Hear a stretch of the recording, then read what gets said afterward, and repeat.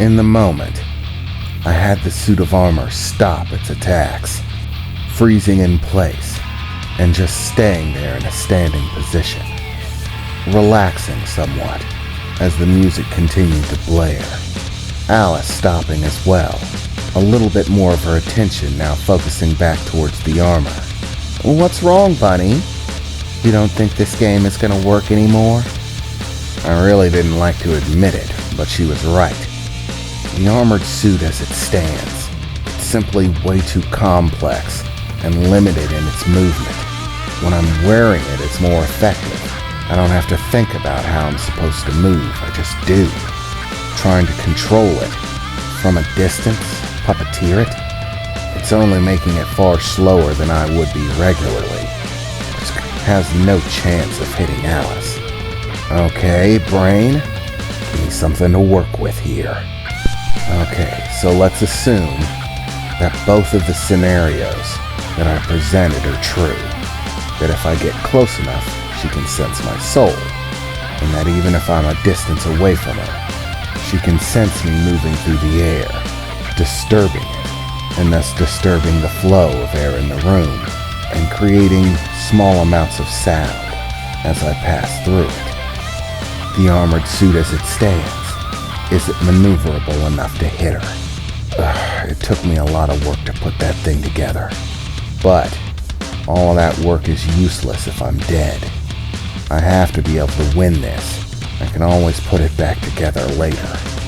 Right now, I need to play every angle. Defense isn't going to win this. And the music doesn't seem to be helping me. I thought to myself as the music finally turned itself off, the room falling silent once again. "Aw, I was beginning to enjoy the songs. So, what's the plan, Bunny? Have you come up with a new game?" I was ever so beginning to enjoy this one. I thought for sure I'd get you in the next hit.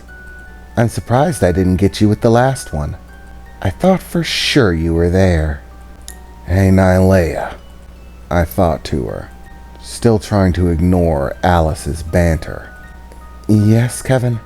I'm a bit busy trying to fix your arm. It's not exactly easy." "Yeah, I know, Nylea. I just have a question. This is an important one for, living. So, tell me, the liquid steel is able to create vibrations, right?" "Well, yes. Technically, you're using your telekinetic wavelength to create contractions and expansions within the liquid metal. When done properly, this creates vibrations." "Yeah, and so those vibrations can produce sound, right? The same way that I normally amplify the sound coming from my cell phone.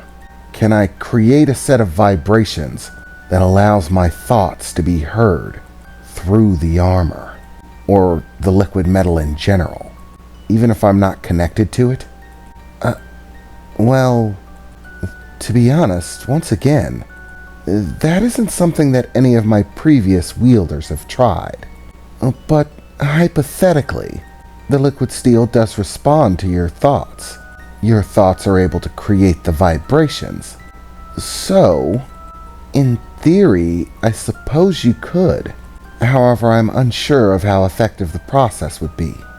It would be up to you to figure out how to make that work. And I'm unsure of how useful that would be in combat. "No worries, Nylea," I replied in my head, because I think I've got a new plan. Just being invisible isn't enough. I have to be able to change the game on this. I tried to pull her into dancing my tune, but the armor alone isn't enough to do that. I need to push it.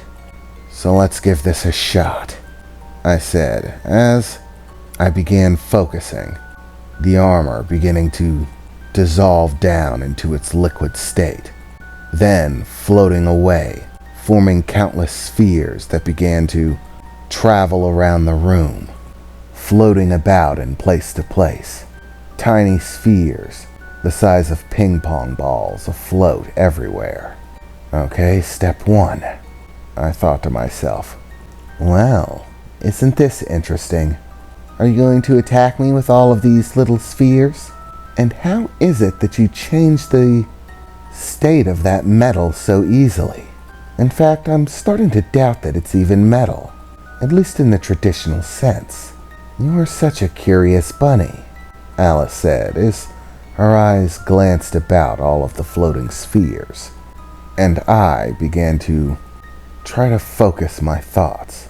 As I did, humming and vibrations began to emit from the different orbs. Strange sounds, like groans, others like high-pitched whistles, as the spheres themselves vibrated, little ripples running through them. As Alice looked around at them curiously, as if she were perplexed about what was going on. The sounds that the orbs made beginning to synchronize as I focused, harder and harder, trying to get the sounds to coalesce just right, make the vibrations work the way I want them to. Come on, you can do it. Focus, Keven, I thought, as more and more the sounds, the vibrations from the spheres synchronized, the distorted mixture of sounds finally starting to merge. Hello, hello, hello, hello? Can you hear me? Holy shit, I can hear it. Looks like it's working. Awesome. New technique. Heavy metal phone call. Or maybe something else. Heavy metal ventriloquism. Oh yeah, I love it. My voice emitted from the spheres, floating about the room. Heavy metal ventriloquism? Okay. Explain, Alice said as her eyes looked about the spheres, my voice seeming to emanate from everywhere in the room. Oh, sorry, I got a little bit distracted. I'm sort of a talkative guy, and this whole creeping around trying to stay silent thing has really been bugging me. But luckily enough, I'm also fairly creative, you might say. And thanks to the power of my liquid steel, I've solved the problem. You see, the liquid steel you see floating around you actually responds to my thoughts. I control it with my mind. It absorbs the wavelengths of my thoughts and acts on them.